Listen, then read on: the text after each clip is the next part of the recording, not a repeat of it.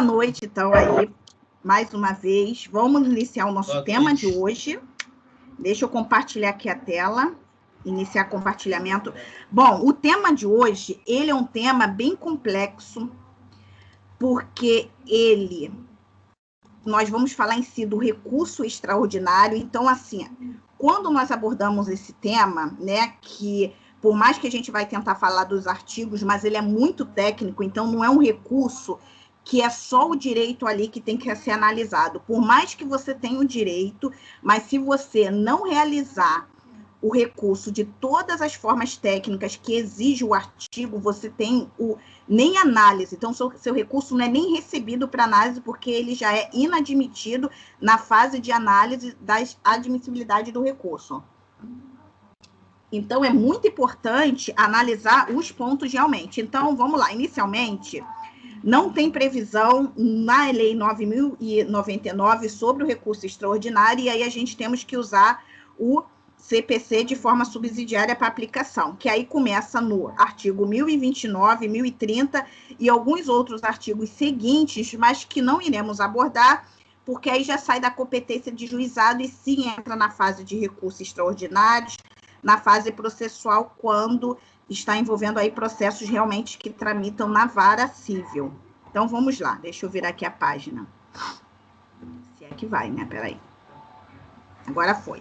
Olha só, o artigo 1029, o que ele diz? O recurso extraordinário, né? Eu só marquei o extraordinário porque a gente não vai abordar o especial. Ele, quando você elabora ele, que você vai apresentar em juízo, então ele é apresentado para o presidente ou vice-presidente do tribunal. Então, aqui no Rio de Janeiro, vai ser apresentado para o presidente do Tribunal de Justiça, tá? E aí, inicialmente, o que você tem que apresentar na peça? A exposição dos fatos do direito, demonstrar o cabimento do recurso e as razões do pedido da reforma, invalidação da decisão recorrida e dissídio jurisprudencial. Então, olha só, não adianta aqui ter o seu direito. Eu entendi que o meu direito aqui não foi analisado de forma correta. Se não tiver uma aparente violação constitucional e ter outros requisitos que garanta a interposição do recurso extraordinário, não adianta apresentar recurso extraordinário para reanalisar a matéria que foi analisado pelo juízo de primeiro grau e de segundo, que seria a turma recursal. Não adianta, que o recurso não vai ser admitido. Então, foi injusta a decisão, eu quero rever porque a matéria não foi analisada de forma correta. Não adianta, que o recurso não vai ser cabível. Então, tem que ter uma violação constitucional e além de outras situações que a gente vai analisar, que são as divergências que tem que ser apresentadas. Então, o recorrente fará prova de divergências com certidão, cópia ou citação da jurisprudência. Isso a gente vai mostrar na prática como que a gente faz isso numa peça, indicando a fonte da onde você tirou, que é o site onde a gente vai tirar a matéria e a própria decisão do tribunal para encaminhar o recurso extraordinário. Então, vamos lá.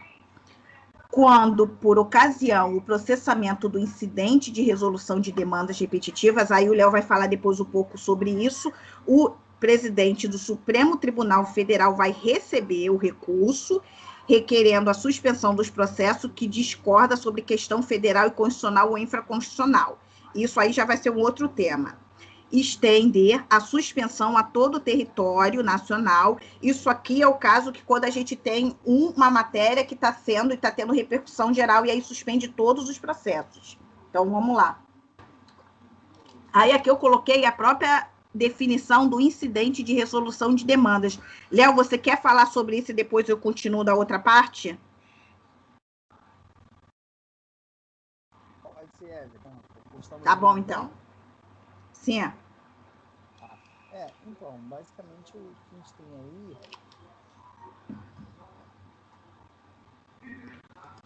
Opa, deixa eu voltar. Saiu? Não, só tá um pouco baixo para mim o seu áudio. Melhorou? Melhorou. Melhorou. Então, vou fazer assim. Bom, Então, o que a gente está se referindo especificamente nesse momento é o IRDR, né, que é um incidente de resolução de demandas repetitivas. Então, o IRDR, a grande intenção dele, como tem aí disposto, é você proporcionar legislativamente melhores condições, né, para se operacionalizar a uniformização, né? E essa uniformização, ela se dá justamente com a intenção que é trazida pelo novo Código de Processo Civil, que já não é mais novo, né? Já tem aí 5 anos. Então, o IRDR, ele não vai configurar uma ação autônoma ou um recurso, ele é um incidente que é direcionado especificamente aos tribunais de segunda instância, né? E aí tem como objetivo suspender o andamento das ações que versem sobre uma questão de direito específica. Então, em determinados casos, você tem a configuração dessa repetição de processos e um risco de ofensa aos princípios, como, por exemplo, segurança jurídica, né? Então, consequentemente, eles são sobrestados e a disposição legal está lá no 986 e no intervalo, né? Acho que é 976, 986 ou até o 987. Então, o novo Código de Processo Civil trouxe, né, justamente mais um mecanismo para a uniformização aí dos julgados, e ele tem alguns requisitos, que é justamente um dos que eu acabei de falar, um risco de ofensa à segurança jurídica e uma efetiva repetição de processos que tenham a mesma controvérsia sobre uma questão unicamente de direito. Tá? Então, esse RDR, eu até pensei em um caso aqui que tivesse sido fixado no Rio, mas eu acho que não foi o caso, foi uma representação de inconstitucionalidade. E agora realmente não me vem à cabeça nenhum IRDR que tenha sido fixado. O primeiro, eu acho que foi até no estado de São Paulo, mas na época eu não vou lembrar agora para trazer como exemplo aqui. Deixa eu mudar a tela. Aí já o artigo 1030, ele vem apresentando o prazo, são 15 dias, tanto para o recurso extraordinário como as contrarrazões. E aí o presidente, quando for analisar, ele pode negar seguimento do recurso extraordinário, não tendo reconhecido a existência de repercussão geral, o recurso extraordinário interposto contra o acordo em conformidade com o entendimento do tribunal e do regime de repercussão. E aí, então, ele pode negar o seguimento, então vamos lá, do recurso extraordinário, ele pode receber contra o acordo que esteja em conformidade com o entendimento do STJ, encaminhar o processo para o órgão julgador para realizar o juízo de retratação e analisar o acordo de acordo com o entendimento do STF, repercussão geral e recursos repetitivos. Aqui fica difícil, mas quando a gente jogar isso para a petição, vai ficar bem mais fácil de visualizar esses artigos. Eu só gosto de ler porque a gente vê a fundamentação legal e depois a gente vai ver cada ponto aqui na própria peça. Sobrestar o recurso, que versa sobre controvérsias, caráter repetitivo, que é o caso que o Léo falou, e ainda a decisão que está sendo apreciada pelo STF. Selecionar o recurso como representativo à controvérsia constitucional. Então, tá, vamos lá. Realizar o juízo de admissibilidade, se positivo, remeter ao STF. O recurso ainda que não tenha sido submetido ao regime de repercussão ou julgamento de recurso repetitivo, o recurso tenha sido selecionado como representativo da controvérsia. Então, aqui é as formas que o recurso ele pode adotar. Ele pode ser separado porque tem uma repercussão geral, ou julgamento de recursos repetitivos, e aqui vem falando sobre isso. Ou então, o tribunal recuído tenha refutado o juízo de retratação, ele se retratou, viu que realmente a decisão dele foi contrária ao entendimento do STF. E aí, aqui, a parte final, para a gente analisar a peça, é a questão das custas, juntar a guia do comprovante original do pagamento. Isso, tá? Se você não tiver pelo reclamante, pelo autor e tiver a gratuidade de justiça, então, se você tiver que recolher as custas, você tem que emitir a guia no Tribunal de Justiça da sua regional, que é a guia para o recolhimento das custas, e ainda você tem uma guia que você emite diretamente no site do STF para recolhimento, e aí você tem que juntar essas guias com o comprovante de pagamento nos autos. E aqui fala, apesar da argumentação relativa ao pré-questionamento implícito, é inadmissível o recurso extraordinário quando não ventilado expressamente na decisão recorrida à questão federal suscitada. Súmula 282 O ponto omisso da decisão sobre o qual não for oposto embargo declaratório não pode ser objeto de recurso extraordinário. O Léo falou disso na aula de embargo de declaração. Lembra, Léo? Você retratou a situação dos embargos de pré-questionamento, a importância do pré-questionamento da matéria, tanto que eu estava assistindo aulas agora recentes, porque os recursos eles são muito semelhantes. A importância do recurso extraordinário, ele tem que vir sendo muito bem preparado desde a inicial. Então, o recurso extraordinário não é um recurso que você só faz ele nessa fase. A sua peça ela tem que estar muito bem fundamentada desde a sua inicial e todos os recursos que você vai apresentando no decorrer do processo. O recurso inominado, os embargos de declaração de pré-questionamento, que o Léo abordou isso na aula de embargo de declaração, a importância de você pré-questionar o tema, a decisão que você não concorda, que ela está sendo conflitante com o entendimento do STF, para que assim você possa cumprir um dos requisitos para o recebimento do seu recurso extraordinário. Então, vamos lá. Aí aqui eu coloquei algumas súmulas importantes que falam sobre esse tema. Olha, para simples reexames de prova, não cabe recurso extraordinário, que foi o caso que eu falei. Se você só entende, mas foi muito injusta a decisão do juiz, foi muito injusta a decisão do tribunal que não reformou, eu vou apresentar recurso extraordinário. Não cabe. A súmula 279 já deixa claro isso. Uma simples reexame de prova não é possível recurso extraordinário. Por ofensa a direito local, não cabe recurso extraordinário. Tem uma lei aqui regional do Estado do Rio de Janeiro, ou então do Distrito Federal do Estado, que está sendo violada. O recurso extraordinário ele só vai tratar de violação constitucional. Então, súmula 280 deixa muito claro isso. Súmula 281, é inadmissível recurso extraordinário quando couber na justiça de origem recurso ordinário da decisão impugnada. Essa súmula é claro que o recurso extraordinário é um recurso cabível quando finalizado todos os recursos anteriores. Então, você tem que finalizar e utilizar ele como última opção. Súmula 282, é inadmissível recurso extraordinário quando não ventilada a decisão recorrida à questão federal suscitada. E aqui fala do próprio pré-questionamento, que é a importância de você pré-questionar a matéria através de embargo de declaração, não só nos embargos, mas é que eu falo da importância da sua peça estar bem fundamentada desde a inicial ou da contestação, independente de quem você esteja representando nos autos. E aí, agora, nós vamos aqui analisar... Esse ponto, Evelyn. Oi, pode falar, Léo. Só fazer Pode falar. No caso, por exemplo, do lado, né, que foram as nossas últimas abordagens, não cabe pura e simplesmente os embargos de declaração com os fins pré-questionatórios, né? Esses embargos de declaração eles têm que vir contemplando as outras hipóteses que nós abordamos nas aulas passadas. Então, é importante dizer isso, que em sede de juizado, isso que a doutora Evelyn levantou, é muito relevante, que essa questão ela já seja ventilada desde a inicial, ou pelo menos desde o recurso inominado.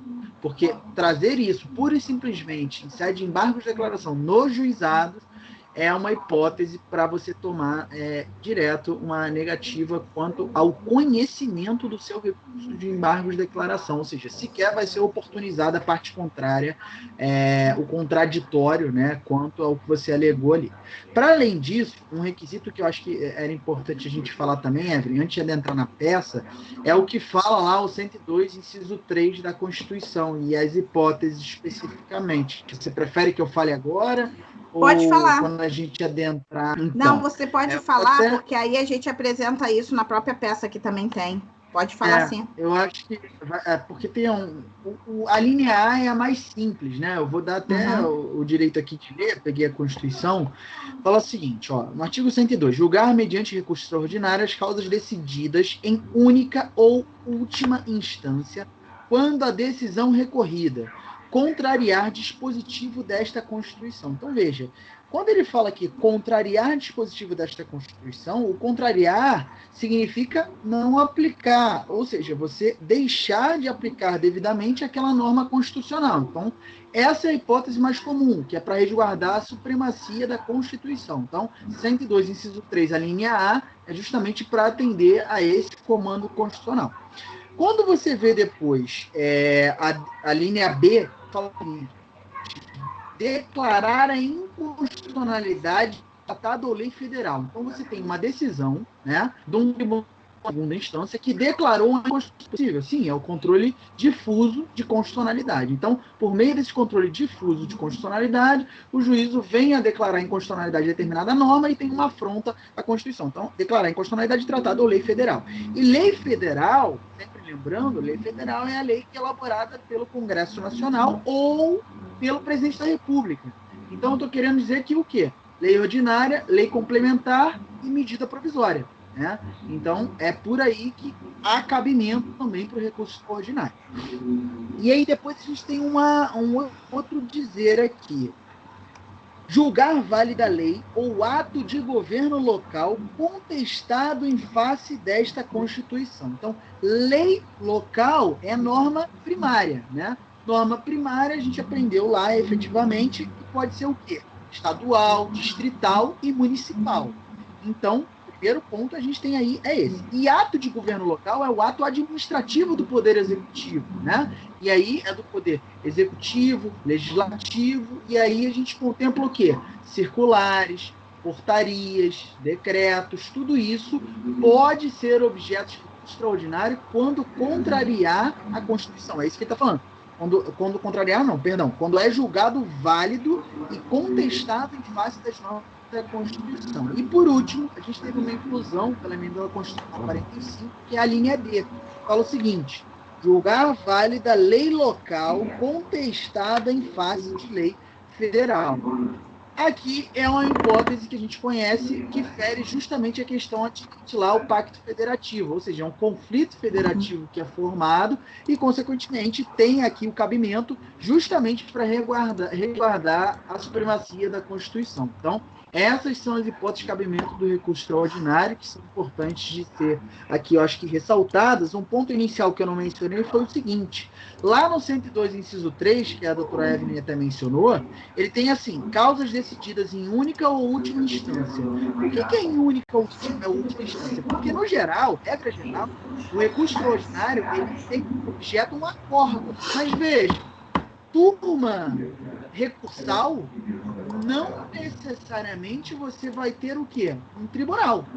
Logo, essa é a hipótese de cabimento em face de decisão que é proferida pela turma. Então, eu acho que essas seriam as diferenciações aí dentro. E lembrando sempre, recurso extraordinário, para você ter hipótese de cabimento, até um professor que é muito famoso dentro do processo civil sempre levantava isso, o Marinoni, é o seguinte: você tem que olhar relevância e transcendência daquela matéria, né? Porque pelas súmulas que a gente acabou de olhar, não basta você considerar um aspecto subjetivo, tem um aspecto objetivo da norma, né? Então, ele só vai ter cabimento quando aquilo ali transcender uma mera questão que está sendo objeto ali. Ou seja, você não vai levar o aspecto fático para ser observado pela Suprema Corte. Você vai ter que levar uma questão que venha a transcender, né, o mero substrato fático. Tá? Então, eu acho que isso é o que tem aí de mais importante. Então,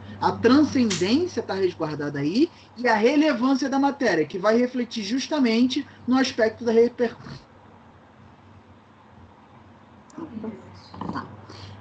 Então, Léo, bem importante isso, a questão da transcendência. Na peça eu boto isso de forma detalhada. Então, assim, o que é importante em relação à questão da transcendência? Que é o que o Léo acabou de citar. Não cabe uma análise só do pleito do seu cliente em si, que foi violado, mas aquilo transcende, porque não atinge somente ele, mas sim o direito de uma forma generalizada que está sendo violado mediante uma decisão que tem um entendimento totalmente oposto em referente a este caso. Então, vamos analisar aqui, ó. Inicialmente aqui é para onde é direcionado, então aqui cumprir lá o artigo, que a gente tem que encaminhar o recurso extraordinário para o presidente do tribunal. Aí você vai indicar o número da apelação, a comarca de origem que vem o processo, a qualificação da parte, tá? E aí você vai comprovar a tempestividade do recurso, a data da intimação e tudo, comprovando que o recurso é tempestivo. E aí é que vem a parte das razões. Você faz uma breve exposição dos fatos, tá? Da situação em si, do próprio direito. E aí aqui, quando você começa das preliminares do cabimento do recurso, aí vai ser quando você vai apresentar os tópicos que o Léo acabou de citar aí no artigo 1002. E aí, o que a gente entra aqui? Aqui na parte do cabimento, você vai realmente trabalhar o ponto da legislação que está sendo violada, se está contrariando a Constituição e tudo. E aí, eu assistindo até uma aula agora recente, eu achei bem interessante o que um dos palestrantes ele falou. E assim, eu gosto muito de ilustrar a peça, porque essa peça é uma peça que ela é grande, então é uma peça que não adianta você ser objetivo, porque aqui a questão não é objetividade na peça, mas sim a peça feita de forma técnica, para que ela seja admitida e analisada. Então, ela citou a parte do acordo. Então, assim, o acordo, a gente apresenta o acordo do tribunal e que a gente vai estar impugnando com o recurso, com a apresentação do recurso. Vamos citar a decisão que a gente não concorda e a fundamentação que o tribunal fundamentou para negar aquele teu pedido, ou então o oposto, se você quer reformar a decisão. E aí, quando você faz a comparação de um outro tribunal, que aí vai ser o próprio STF, ou então outra turma que está se divergindo, você faz um quadrinho comparativo, colocando o acórdão do seu cliente e o outro acordo que tem a decisão totalmente oposta com a fundamentação federal sobre o mesmo tema. E aí ela falou da importância de você ilustrar isso, porque você facilita o tribunal visualizar realmente a própria contradição no entendimento da interpretação da norma por violação à Constituição. Eu achei interessante, vou fazer isso nas minhas próximas peças em relação a isso. E aí a questão que o Léo falou da repercussão geral, que é a questão da própria transcendência, nós temos aqui vários tipos de transcendências que pode vir a acontecer. A transcendência jurídica, que é o desrespeito perante aos direitos fundamentais, interesses coletivos indisponíveis, e a própria segurança jurídica, e aí você vai analisar o seu caso, verificando se está tendo uma transcendência, né, que seria a repercussão jurídica, política, que é o desrespeito notório ao princípio federativo ou harmonia dos poderes constituídos. Então, você vai analisar cada um dos tipos da transcendência. Nós temos a política, a jurídica, a social, que é a existência de situação extraordinária, de discriminação, de comprometimento do mercado de trabalho. Então, tem toda uma coisa bem generalizada. E a transcendência econômica, que é a ressonância de vulto de causa em relação à entidade de direito público. Então, você vai pegar o seu caso concreto, você vai jogar no site do próprio STF, ou então do tribunal que você vai pedir a comparação, que está tendo violação da lei maior, que seria a própria Constituição, a lei ordinária, as leis que o Léo acabou de citar, e aí você vai fazer uma comparação e ver se o seu tema está ocorrendo repercussão, violação, repercussão social, econômica. Eu falo isso porque eu fiz um caso semelhante agora, eu joguei o tema e ele foi fazendo uma análise de cada uma da transcendência. Aqui ocorre violação à transcendência jurídica e política, e eu fiz isso de uma forma bem detalhada na peça, comprovando a violação de cada uma. É claro que às vezes você pode ter a violação dos 4 tópicos, como você pode ter de um ou do outro. Aqui não é acumulativo. Você tendo a violação de um dos tópicos, já você está comprovando que está tendo aí uma violação à transcendência jurídica, política, econômica ou social. E aí é muito importante você deixar isso muito bem detalhado. E aí, vamos lá, seguindo aqui na peça. Ofensa ao artigo tal, aqui já vem essa parte da peça, ele já vem abordando a parte da violação constitucional, e aí ele já apresenta o artigo da Constituição que está sendo violada, e deixando aqui de forma clara a violação. Eu só não gostei aqui da forma que essa peça apresentou as emendas, que eu vou apresentar de uma outra peça que ficou muito mais bem detalhado. Deixa eu passando aqui. Aí aqui vem do julgamento Uma da questão de validade. organização da Sim. peça, né? Não tá legal essa organização. Eu só deixei essa peça aqui em relação aos temas que abordaram, aí que vem falando, ó, violação a uma outra lei, então é legal. Teve violação à Constituição, você vai fazer um tópico violação à Constituição e vai citar os artigos. Teve violação a uma lei, é bom separando isso, porque você facilita mais para análise. Ó, violação a uma lei complementar. E aqui foi separando, só ficou meio confuso, porque tem muita legislação escrita e a fundamentação está meio confusa. É muito mais, eu acho muito importante a gente deixar isso muito claro, e eu achei muito interessante a questão de ilustrar isso com quadro comparativo. E aí, vamos lá. E aqui ele foi apresentando todas as legislações que foram violadas. Aí aqui é o tema que está sendo abordado, que aí você vai retratar, e a jurisprudência afirmada sobre a matéria. Só que aí eu vou para outra peça para falar sobre a jurisprudência. Aqui, ó, essa outra peça, quando ela vem falando dos temas, que aí você pode ter jurisprudência sobre a transcendência jurídica ou social, ou então sobre a própria legislação. Você pode ver aqui que quando ele cita, ele bota a decisão, aí vai botar cópia, ó, jurisprudência dominante, você vai botar a ementa da peça, e aqui embaixo você vai colocar a data da publicação e ainda o link do tribunal que você tirou. Importante você pegar essa decisão na íntegra no próprio processo e você juntar com anexo, com recurso extraordinário, com a própria certidão, porque hoje eles emitem essa certidão quando você pega isso no próprio site do tribunal e que anexa isso junto com recurso. Nesse ponto aqui, que eu falo que é importante quando você apresenta aqui, transcendência, está tendo confronto, a decisão está confrontando a transcendência jurídica, a questão do quadrinho, que eu peguei essa dica agora que eu vou usar, você faz um quadrinho, coloca o acórdão do seu processo, comparando com a violação da transcendência jurídica, comprovando no outro quadrinho que o tribunal entendeu dessa forma, o mesmo tema, com entendimento tal. E aqui você já está comprovando a divergência sobre a decisão da matéria. E aí, quando você for falar da lei federal que foi violada, a mesma coisa, você vai pegar a sua decisão confrontando com a outra decisão. Então, assim, é muito detalhe esse recurso, não é um recurso fácil. Nas aulas que eu estava assistindo, os professores falam que 10% desses recursos são admitidos no primeiro momento. Muitas vezes você tem que entrar com agravo de instrumento para que o recurso seja recebido para ser analisado, porque monocraticamente o próprio relator já analisa e não admite o recurso, alegando que não está preenchido os requisitos de admissibilidade. Então, é recurso técnico, trabalhoso de se fazer. A jurisprudência é muito importante isso, ela tem que ser atual, não pode ser conflitante com outras decisões. Então, vou te dar um exemplo prático. Você pegou aqui uma decisão, ela é de 2018, mas nós temos outra decisão de 2020, que às vezes é o oposto, não tem mais validade essa de 2018, não usa. Então, assim, a decisão tem que ser atual. Importante, se você não está usando uma decisão do STF, mas você está usando de divergência de tribunais, você, por exemplo, você está aqui com o Tribunal do Rio de Janeiro, mas analisando de um outro tribunal de outro estado.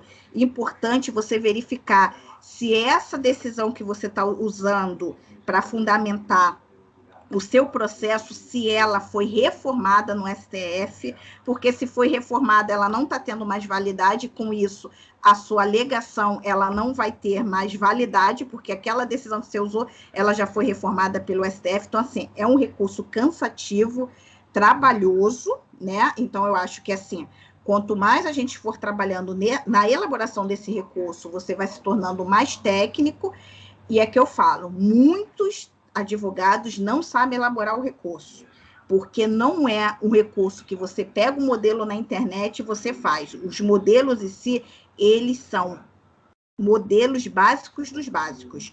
Você que tem que ir estruturando de acordo com o caso que você vai vendo, você pode não ter o seu recurso admitido no primeiro momento, e aí vai ser um aprendizado para você ver os lugares onde você teve o erro e se tornar cada vez mais técnico para o recurso não ter erros, e assim, ele foi analisado, mas o tribunal entendeu que não houve violação. Mas a questão aí é muito detalhe para fazer esse recurso, porque senão você pode ter o direito aí violado, mas que o tribunal não vai reconhecer porque ele não foi feito de forma técnica.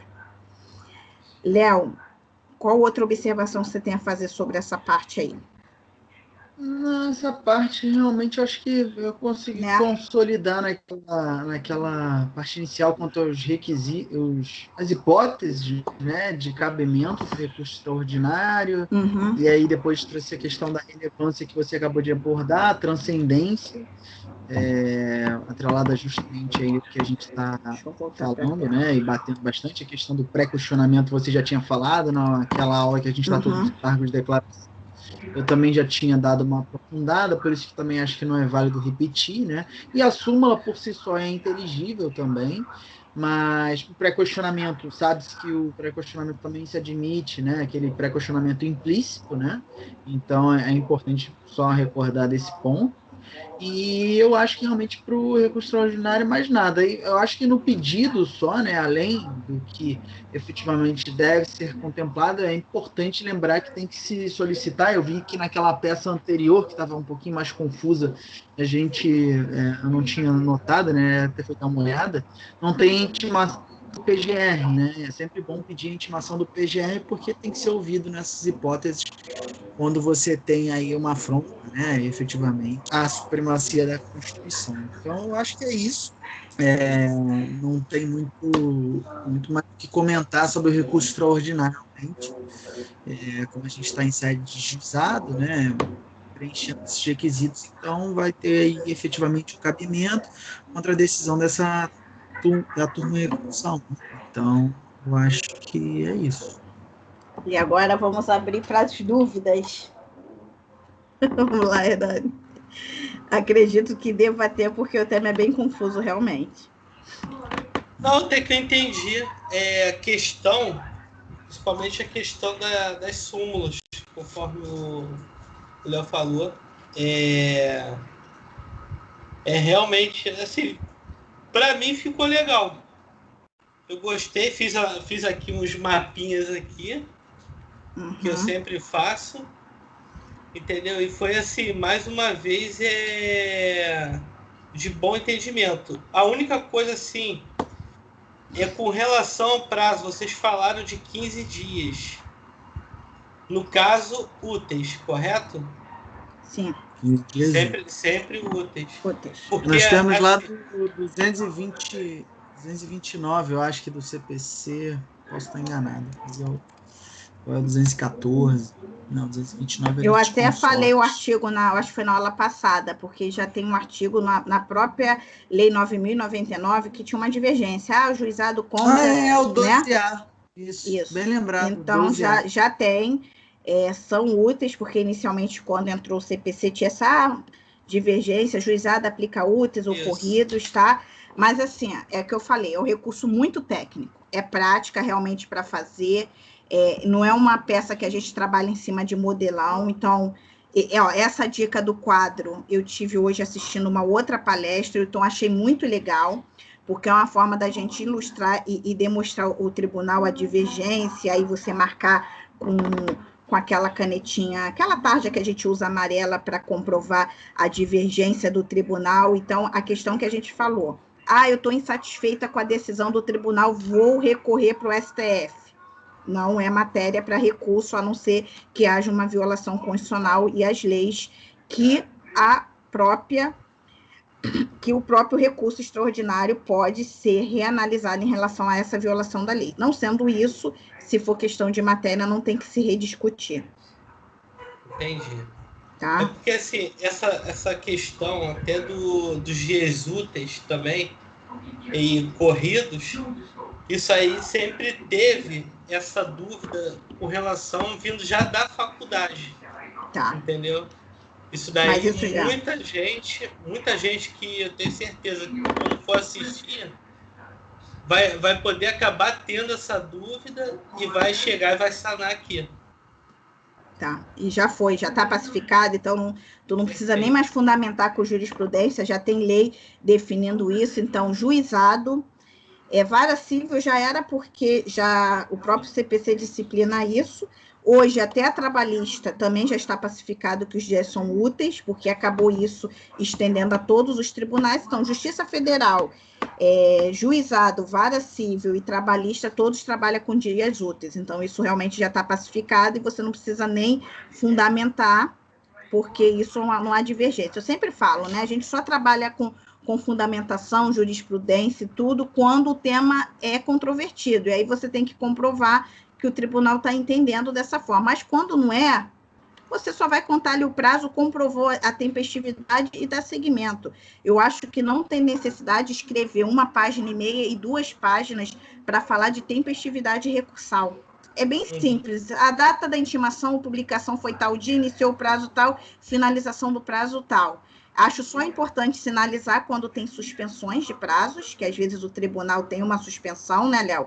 Só tem que tomar cuidado muito, que às vezes nós temos uma suspensão no nosso território regional, mas que não tem no território federal, que seria a questão do recurso, e só tem que tomar cuidado em relação a isso, de contagem de prazo, quando é algo local, e a questão federal. Então, tem que tomar muito cuidado com essa situação em relação a prazo.